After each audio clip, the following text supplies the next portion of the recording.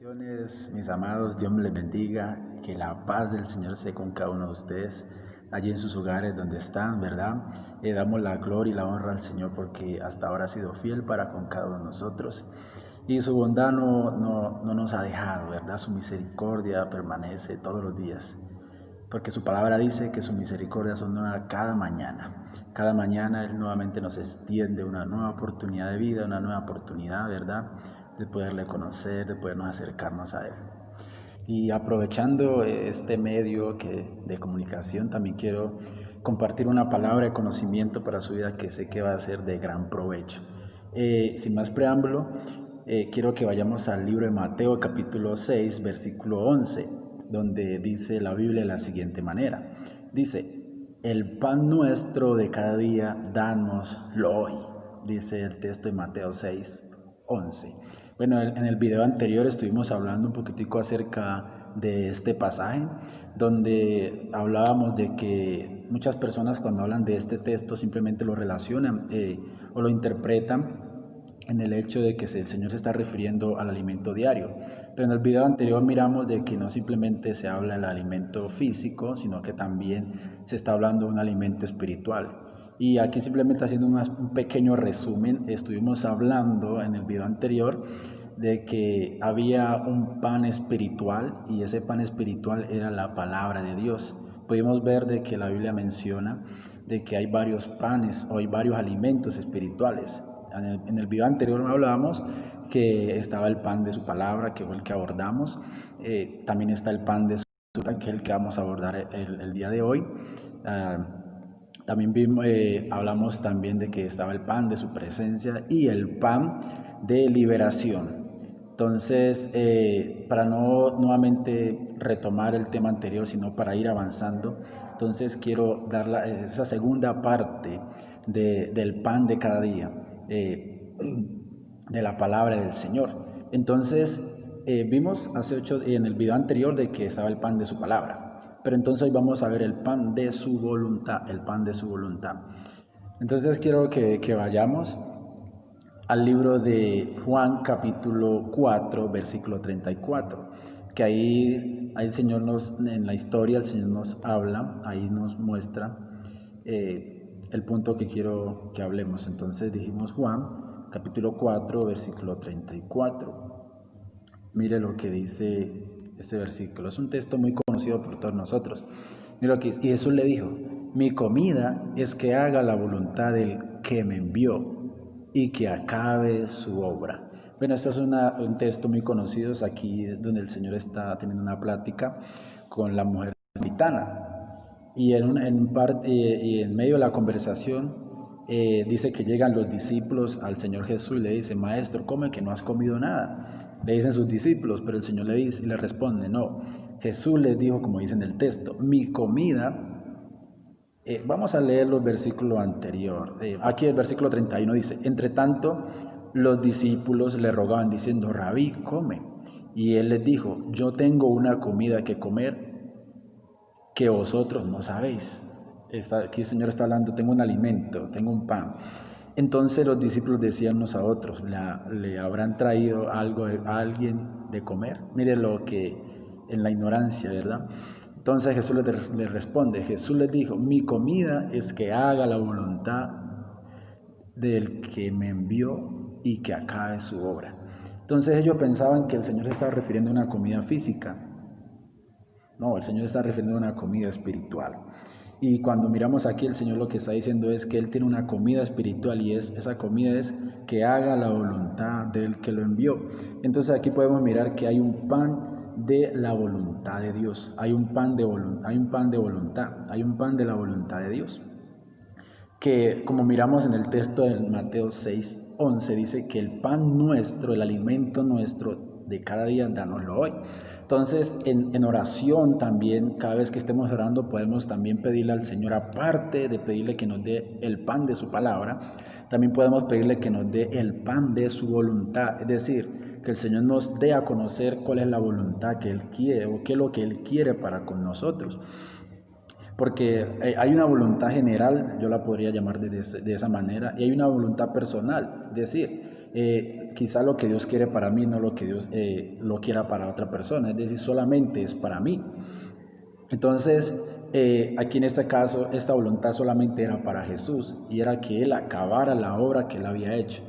Si hablamos de una voluntad general, por ejemplo, la Biblia dice, y la voluntad de Dios es vuestra santificación. Entonces ahí estamos hablando que a todos nos acobija como cristianos, como seguidores de Jesús, que nos santifiquemos, ¿verdad? Otra voluntad general que atañe a todos es, y la voluntad de Dios que le demos gracias por todo. Eso está en el libro de Tesalonicenses. Entonces ahí vemos una voluntad general. Pero cuando hablo de la voluntad personal, me refiero a que quizá hay algo que Dios quiera que yo haga específicamente y es solo para mí. Entonces, más que todo es a esa voluntad a la que yo me refiero, que cuando le pidamos a Dios en oración que nos dé el pan de su voluntad, le pidamos que nos dé a conocer qué es lo que yo quiera, qué es lo que Él quiere que yo haga. Es decir, sea para hoy, sea para mañana. Y recuerden que el Padre Nuestro es todos los días, es decir, no una manera que hay que repetirlo siempre, no, sino oramos el Padre Nuestro, ¿verdad? Entonces el Padre Nuestro dice, cada día, el pan de cada día, dánoslo hoy. Entonces ahí podemos añadir en esa parte, pedimos a Dios que nos dé el pan de su palabra, pero también le pedimos a Dios que nos dé el pan de su voluntad. El pan de su voluntad, es decir, queremos conocer tu voluntad. Pero entonces, para que abordemos un poquitico con respecto a la voluntad de Dios, es decir, al conocer la voluntad de Dios, trae muchos beneficios. Obviamente vamos a agradarle en todo, vamos a hacer todo lo que Él quiera que hagamos. Y por ejemplo, entonces, si nos vamos al libro de Mateo 7:21, libro de Mateo 7:21, ahí podemos encontrar un beneficio o lo que produce la voluntad de Dios. Mire, por ejemplo, dice, no todo aquel que me dice Señor, Señor, entrará al reino del cielo, sino el que hace la voluntad de mi Padre, el que hace la voluntad de mi Padre que está en los cielos. Solamente voy a leer este texto. Entonces miramos aquí que hay un beneficio, es que al hacer la voluntad de Dios tenemos entrada en el reino de los cielos.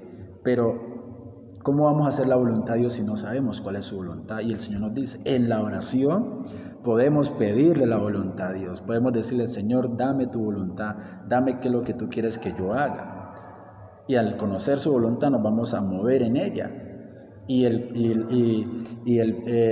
fruto final es que vamos a tener una entrada en el reino de los cielos. ¿Por qué? Porque en este mundo estuvimos moviéndonos bajo ¿qué? La voluntad de Dios, ¿verdad?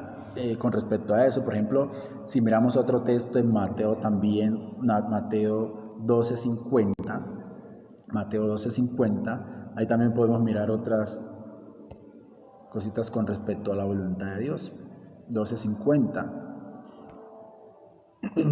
Miremos como dice Mateo 12:50, porque todo aquel que hace la voluntad de mi Padre que está en los cielos, ese es mi hermano y hermana y madre.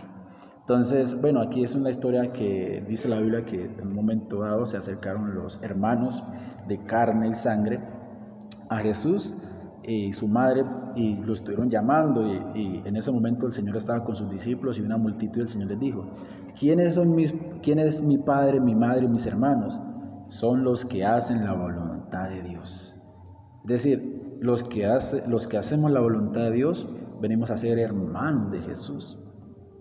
Recordemos que la Biblia dice que Él es el primogénito entre muchos hermanos.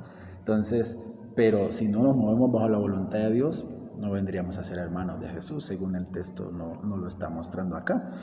Pero entonces, vuelvo y reitero, necesitamos conocer la voluntad de Dios. Y el Señor nos dice en el Padre Nuestro, en la oración de cada día, en la oración que usted hace en la mañana, en la tarde, en la noche, allí usted puede pedirle al Señor, Padre, dame tu voluntad para agradarte, para tener entrada en el reino de los cielos, para ser hermano de Jesús. Y vamos a mirar otras cositas también que habla, por ejemplo, Lucas 12:47. Mire lo que dice Lucas 12:47.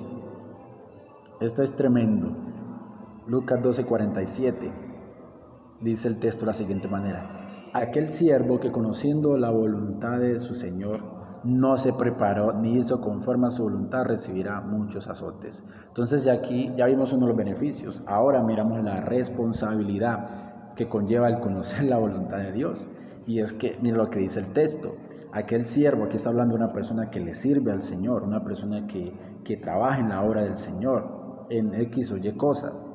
Dice que esa persona que sirve al Señor, conociendo la voluntad de su Señor, es decir, sabiendo qué es lo que su Señor quiere que haga, pero no se prepara ni lo hizo conforme a la voluntad de su Señor, dice que recibirá muchos azotes. Bueno, ya este texto está muy ligado a la historia de cuando el Señor se fue. La parábola, esta es una parábola de nuestro Señor, pero no vamos a mirar la parábola, sino simplemente el texto cuando dice que el Señor se va y deja a unos siervos, y dice que esos siervos fueron encargados, les dejaron una tarea, pero dice que, es decir, ya sabían la voluntad de su Señor, pero no la hicieron, no se prepararon.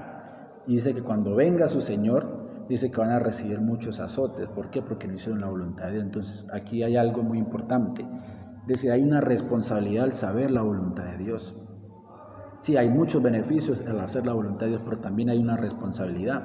Y el Señor va a demandar eso de nosotros, ¿verdad? Porque sabiendo la voluntad, es decir, sabiendo lo que el Señor nos dijo que hiciéramos, ya sea a través de la oración, ¿verdad? Que es el medio por el cual estamos viendo, por el cual podemos conocer la voluntad de Dios.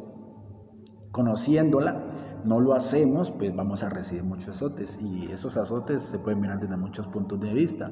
Quizá puede que vengan momentos de dificultad a tu vida o a mi vida, ¿cierto? Por no haber hecho la voluntad de Dios. Entonces, hay una responsabilidad de conocer la voluntad de Dios, y es que debemos hacer la voluntad de Dios una vez conociéndola, para que así no venga sobre nosotros azote, ¿verdad?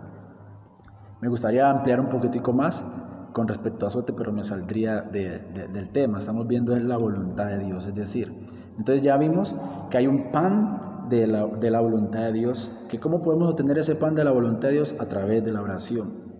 ¿Cuáles son esos beneficios? Bueno, ya miramos que tenemos entrada en el reino de los cielos, somos familia de Cristo, ¿verdad? Somos hermanos de Cristo. Aquí estamos viendo ya la responsabilidad como conocedores de la voluntad de Dios. Si miramos otro texto, por ejemplo, Romanos 12:2, aquí ya miramos Romanos 12:2. Mire lo que dice el texto. Dice, no os conforméis a este siglo, sino transformaos por medio de ¿qué? De la renovación de vuestro entendimiento, para que comprobéis cuál sea la voluntad de Dios, agradable y perfecta. Entonces ya aquí, ya el apóstol, hay otros ingredientes, hay otras cosas que hacen parte de eso, porque mira lo que dice, que no debemos de conformarnos, es decir, de conformarnos a este siglo, es decir, a moldearnos, a ser parte de este mundo, de este siglo, sino que nos debemos de transformar por medio de ¿qué? De la renovación de nuestro entendimiento, es decir, de nuestra mente. El cambio viene a través de un cambio de manera de pensar, arrepentimiento, para que comprobéis cuál es la buena voluntad de Dios. Es decir, hemos escuchado que hay una voluntad de Dios buena, agradable y perfecta. Pero entonces, sí, vamos a pedirle a Dios en oración que nos dé su voluntad, pero también debemos de nosotros poner una parte, y es que debe haber en nosotros una transformación.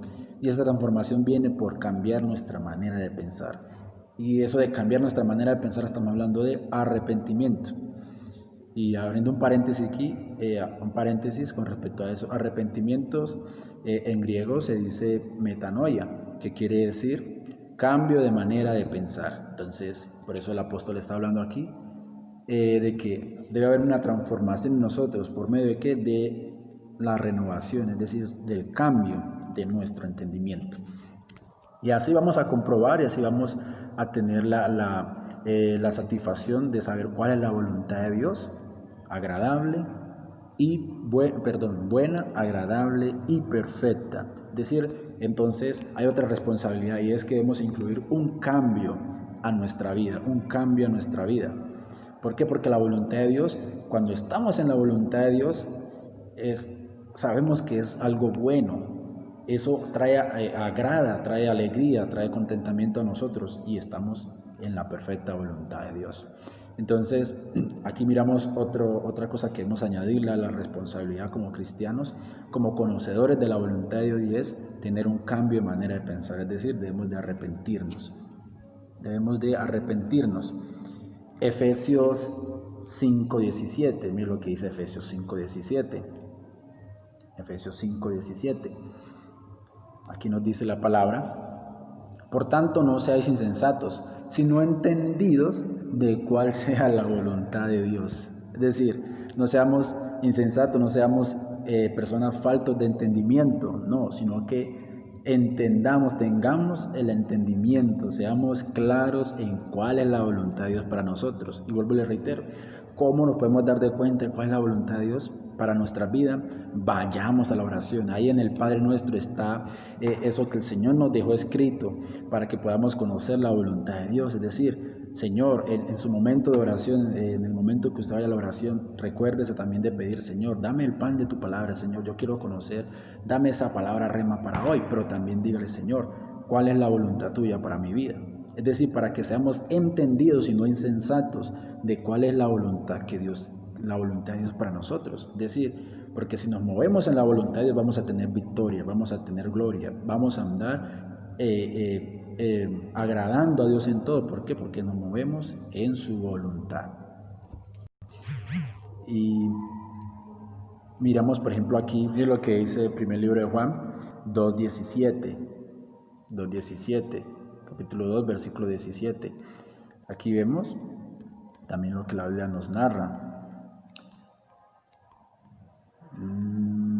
Mire, y el mundo pasa y sus deseos, pero el que hace la voluntad de Dios permanece para siempre. El mundo pasa y sus deseos, pero el que hace la voluntad de Dios permanece para siempre. Esto podríamos añadirlo como otro de los beneficios o otro de los galardones al conocer la voluntad de Dios. Entonces, recuerde, en su oración pídele a Dios: dame el pan de tu voluntad, dame el pan de tu palabra. Y vamos a mirar en el próximo video, con la ayuda del Señor, el pan de tu presencia y el pan de liberación. Entonces, bueno, eso ha sido todo por hoy. Espero sea de grande bendición para su vida y que la bendición del Señor esté con ustedes. Mil bendiciones. Dios me les bendiga.